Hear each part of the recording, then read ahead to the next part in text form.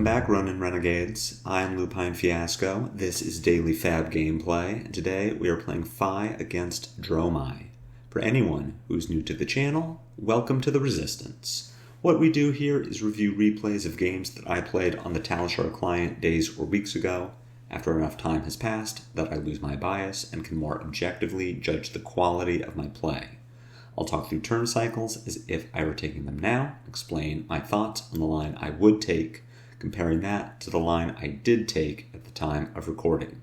We either learn from my mistakes or reinforce good play patterns with the overall goal of tightening and optimizing our gameplay in the future, to take down paper events like the upcoming Calling Los Angeles, and most importantly, walk away with that shiny cardboard. If you would like to check out the list I'm playing here or try it for yourself on Talishar, there is a FaB deck link in the video description below. While you're down there, if you have not already done so, please consider subscribing to my channel. A YouTube subscription is the best free way to support me and to make sure that you see daily FaB gameplay in your video feed 5 days a week. If you have a few extra dollars kicking around, the best paid way to support me is through Patreon, and a Patreon link is also in the video description. A Patreon subscription will get you access to the DFG Discord. At higher tiers, your name will appear in every DFG video, you'll receive bonus DFG content every week, and there are even more benefits to come. Daily FaB gameplay will always be free 5 days a week, so for those who can afford to patronize me, I truly appreciate it. Let's talk about our sideboard and about the Dromai game plan. Having won the die roll, we will choose to go first. This is one of the rare matchups where FaB wants to go first. We do this so that Royal Dromai cannot break her gold on turn 1 to make 2 ash for free. If Dromai does choose to play with Crown of Dominion, we want her to have to go down a card on her turn in order to generate ash from the gold.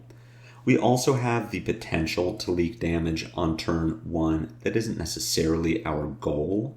If our hand is really good on offense, we very likely want to keep it to be able to send on our turn 2 so that it affects Dromai's ability to either maintain a high life total or keep cards in hand. As far as our actual loadout, the only change that we will make into Dromai is running Mask of Momentum instead of Mask of the Pouncing Lynx. This is so that we can't attempt to draw cards by killing dragons. Killing dragons is something we want to do anyway, and with Mask of Momentum, we even draw cards for doing it. Flamescale Furnace is in the matchup guide for Dromai because we want to block Kyloria and Snatch, and we don't want to have to sacrifice our one-time use Fiandal Spring Tunic or Tiger Stripe Shuko to do so. We want to be able to give a 2-block and the front half of Furnace, then a 3-block and the back half of Furnace. The easiest way for us to lose this matchup is by letting Dromai draw cards for free, so we are highly incentivized to block Kylorias and Snatches. We are not bringing Command and Conquer into this matchup. We only have 2 in our 80. There's a very low chance that we have one in hand when Dromai attacks with something with Phantasm. Redline Dromai does not rely on Phantasm nearly as much as Big Dragon Dromai. The only dragons she runs are the ones that are either cheap or difficult to deal with. So Asvalai, Chromai, Kyloria, maybe Yenderai. These aren't high priority targets for popping, and if we are not using Command and Conquer to pop, then it can be very clunky. We can wind up in a situation where we only have 1 blue in hand, and now we need to choose between attacking with our Emberblade or our Command and Conquer. Many Dromais are very good about not putting valuable cards into their arsenals. It's very likely that the card in the arsenal would be a Sigil of Solace or a Sand Cover or something low value that Dromai doesn't even want to protect. So Command and Conquer really just doesn't have a lot of use in this matchup. Not that Tenacity is so much better, but Tenacity is yellow, it's a 3-block, it can be a good finisher if Dromai is in panic mode. So we're leaving our CNCs out, we're keeping our Tenacities in. Defense reactions are not necessary for this matchup. We want to go fast. We are not trying to outvalue Dromai on card quality. We are trying to outvalue her on card quantity. And Reinforce the Line, That All You Got, and Sink Below do not present chain links, which is really what we want to be doing. Clearing dragons is important. Protecting Art of War in our arsenal from enemy CNCs is important. Blocking Kyloria and Snatch is important. But outside of that, this is a race, and we are trying to set up big turn cycles. So let's jump into the game and see if we can pull that off. Looking at our opening hand here, this is not the sort of hand that I want to hold on to. Double Blaze Headlong and Mounting Anger is great, but Salt the Wound is a card that we really wish was a blue. If we just passed to the end of turn here, we're probably arsenaling a Blaze Headlong and hoping to draw a blue. Now, if we do draw a blue with these 4 cards, our turn is insane. Mounting Anger, Emberblade, Blaze Headlong, Phoenix Flame, Salt the Wound. But we kind of don't want to give Dromai a free pass here. And this is the sort of hand that we can really leverage well on offense. We attack with Mounting Anger. We're going to get 2 cards out of Dromai. One pitches to Seeker's Gloves, the other blocks Mounting Anger. Blaze Headlong then comes in for 4, maybe gets 2 more cards away from Dromai. Then we get in with Phoenix Flame and Blaze Headlong. So this is a rare hand that I do want to send on offense, because I'm very convinced that we're going to be able to leak damage over the top of Dromai's blocks.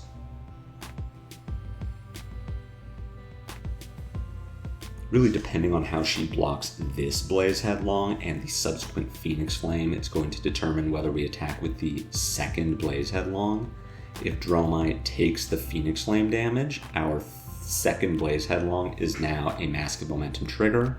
We are either getting the front half of Dromai's Furnace, maybe Balance of Justice. No matter what, we are getting armor blocks from Dromai, and that is worth sending the Blaze Headlong. But in the event that she doesn't block it, we draw a card for Mask of Momentum, maybe for the arsenal, or we just rip Assault the Wound and send 6 damage. So a really, really strong turn 1 from us. Dromai's Crackback is going to be efficient damage. We do need to block this Kyloria. As I was saying, this is the reason that we run Flamescale Furnace. So we are not just going to let this Kyloria go. Tenacity here is the worst card in our hand. We want our Brain Cinderclaw as our starter to give Emberblade go again. We want our blue to pay for Emberblade and Phoenix Flame. And as far as finishers go, Snatch is higher value than Tenacity. So we will be blocking this Kyloria with Tenacity and Flamescale Furnace. Our sequence on our turn is going to be Brain with Cinderclaw, Emberblade, Phoenix Flame, Snatch. The only, I don't know if you call it weird, but the only thing to consider is that Kyloria needs to die. The Phoenix Flame will be going into Kyloria. We aren't expecting to trigger Mask of Momentum here.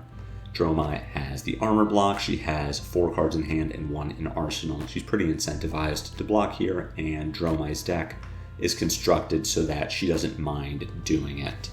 So we are just taking resources away from her, making sure to kill a high priority dragon, and we'll be sending a Snatch, hoping to get 2 cards from her or a card and Flamescale Furnace.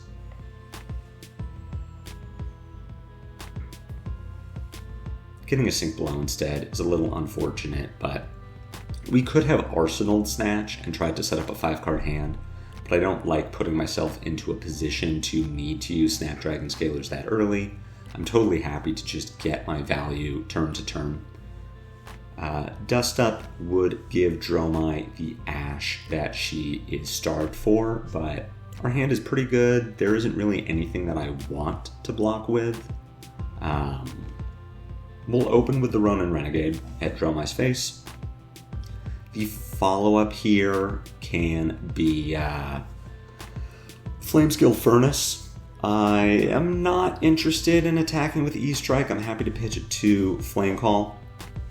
What we could also do is attack with Flame Call, pitch our Blaze Headlong, send Flame Call at Dromai, send the first Phoenix Flame at Dromai's face, then pick up our second Phoenix Flame from discard and bottom it to E-Strike, sending E-Strike for 7 at Dromai's face. Maybe that is a better line. What we do by pitching the E-Strike for Flame Call is we get a second Phoenix Flame into our discard. But that's pretty marginal. It can be good. It lets us arsenal a Phoenix Flame on turns when we wouldn't get our Shuko trigger, making it easier to play out clunky hands, making it so that we are always juggling our Phoenix Flames in case we draw a second E-Strike or a Spreading Flames.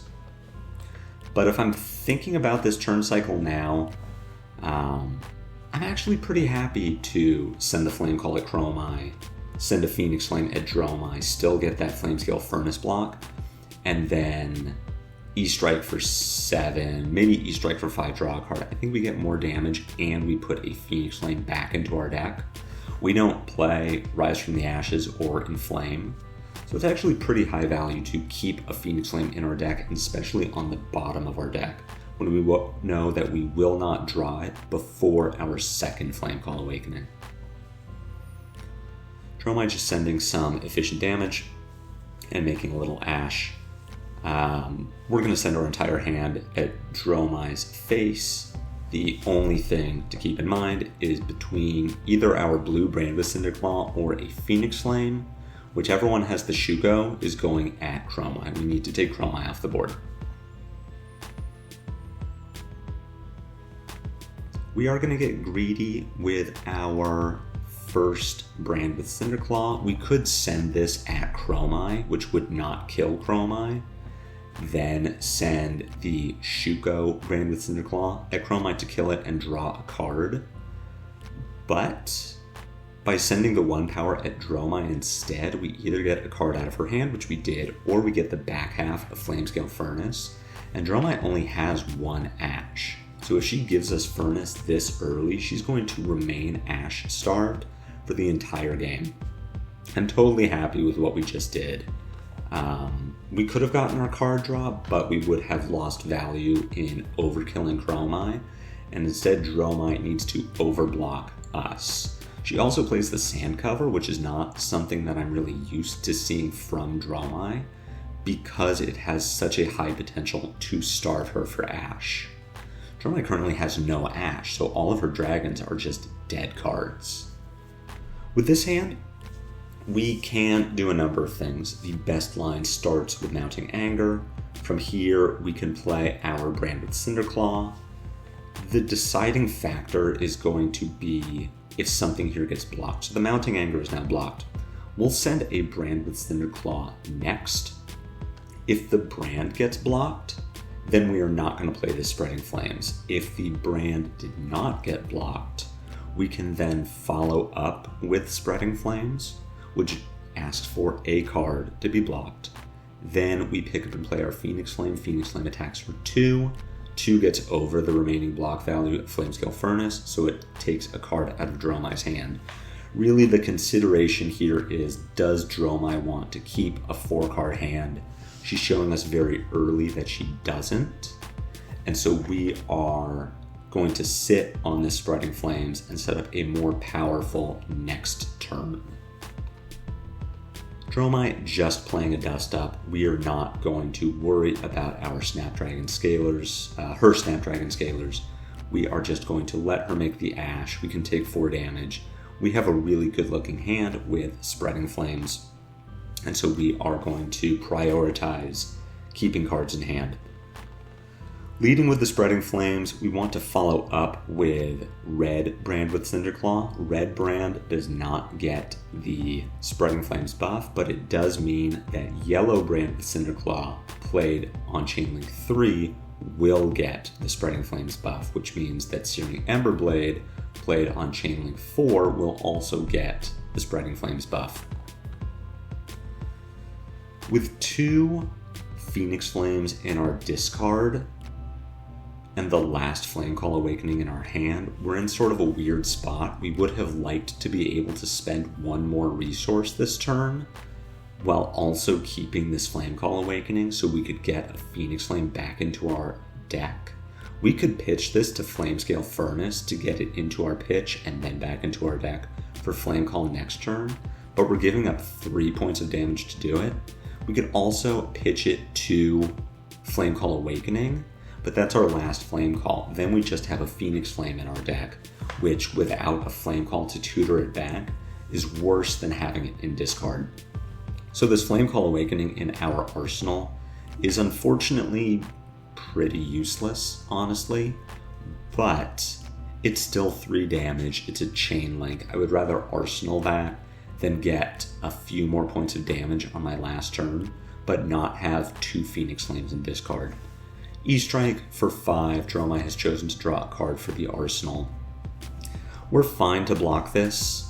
If we wanted to play a little riskier, we could choose not to block the E-Strike in case Dromai drew a Snatch. Snapdragon used on this E-Strike, Snatch for 4, we'd be able to block the Snatch for 4, but we can just do that anyway. So let's take this. Let's block this 5 damage. We'll put Nasty Surprise in front of it, block for 3. If Dromai does Snap and Snatch, then we still have our Lava Vein Loyalty and Furnace to block with. But if there is no follow-up, we have 2 blues in this hand. We really don't want to play either one of them. So let's just get more value on defense than we would on offense.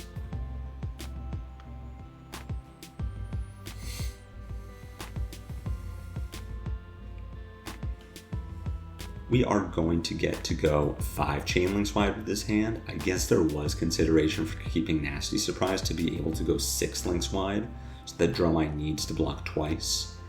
Honestly, I thought I had a Phoenix Flame in my deck for this. I thought somehow that I had been able to pitch one on my last turn to make this Flame Call Awakening stronger, but I didn't. That said, Dromai blocks on chain link 2, so we are still going to get to make her block a second time this turn. This worked out for us, but I think we should have kept the Nasty Surprise. We're missing our Shuko trigger this turn, so Nasty Surprise would have attacked for as much as it blocked for, and considering that we are the aggressor in this matchup, we want to be attacking. If we have the choice between blocking or attacking for equivalent damage, unless it's lethal on our part, we want to be attacking. That said, the hand that we draw into is not incredible. If it is the difference between sending E-Strike for 7 and blocking 3, that's 10 overall value, as opposed to not blocking with Lava Vein Loyalty, say we E-Strike for 5, go again, then pitch to attack with Ember Blade, that's only 8 points of value. So blocking there does give us more overall value, which is still good. We're going to E-Strike for 7. We're going to Arsenal this Lava Burst and look to get some value out of it on our next turn. Hopefully getting those 6 chain links necessary to threaten Mask of Momentum twice. Or best case scenario, we draw into another finisher and we get to Snapdragon double finisher, and that's exactly what we see here. Spreading Flames, Lava Burst in hand, Lava Burst in arsenal, and a blue to pay for all of it. We're just taking 7 here. We don't care about this. We are going to have a massive turn. Between opening with Brand or opening with Spreading Flames, opening with Brand is a little better. We don't need Brand at all to look to turn a Salt the Wound or a Tenacity Draconic. If we did have, say, a Salt or a Tenacity in Arsenal, even a Snatch, we would want to lead with Spreading Flames and try to sequence so that Brand comes before the second finisher. But in this case, because everything is already Draconic, we want to delay the Spreading Flames as much as possible so that Dromai doesn't know just how big this turn is going to be. We want to conceal that information for as long as possible. We have a massive turn, very big damage. Snapping this Lava Burst, Dromai gives us a Fate Foreseen, It covers 6. We are still going to get 1 point of damage through. More importantly, that is our second hit on the chain. Lava Burst number 2 is our third chain link in a row, so we are going to get our Mask of Momentum trigger as well as put Dromai to 1. Red Lava Vein Loyalty is a great card to have in the arsenal. Here we draw into our first Art of War. It is a bit late, but that's fine. We need to block this Snatch.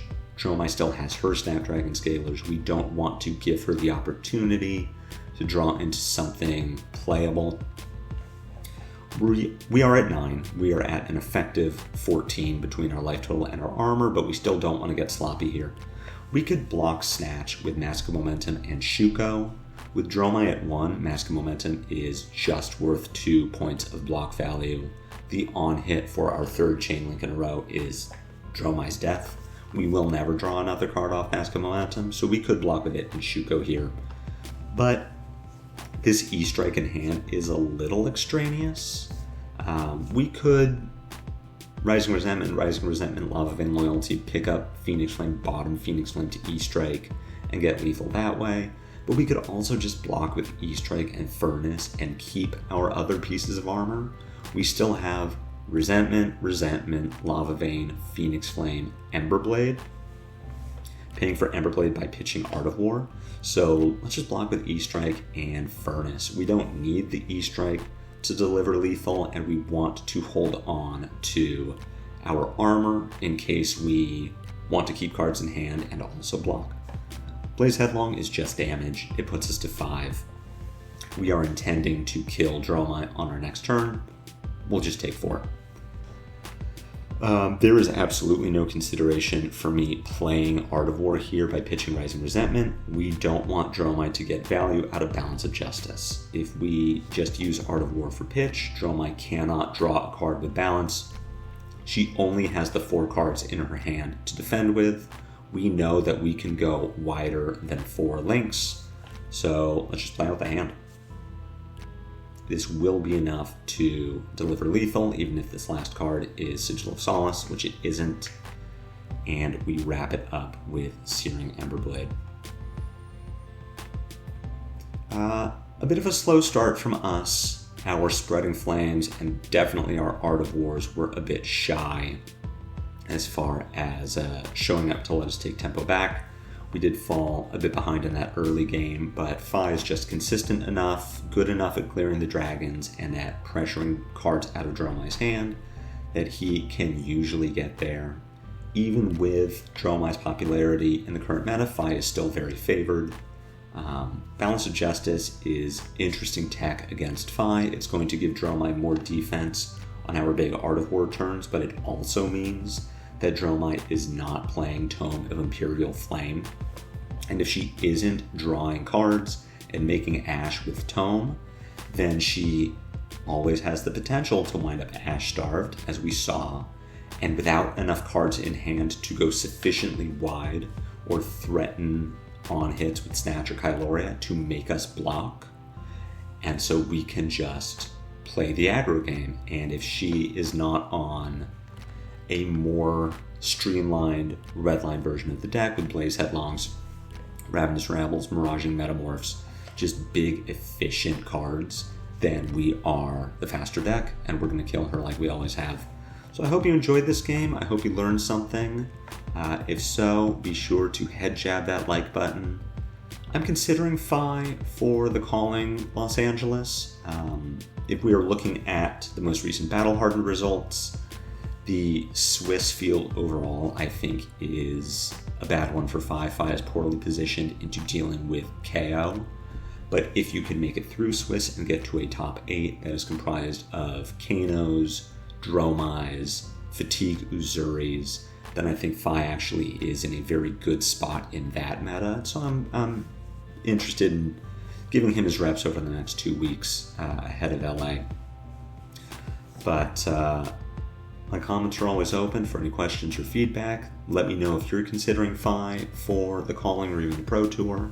Again, if you haven't done so, consider subscribing to my channel. It's free. It helps me out a lot. But whatever you do, catch me back here tomorrow for more daily FaB gameplay. And until then, take care.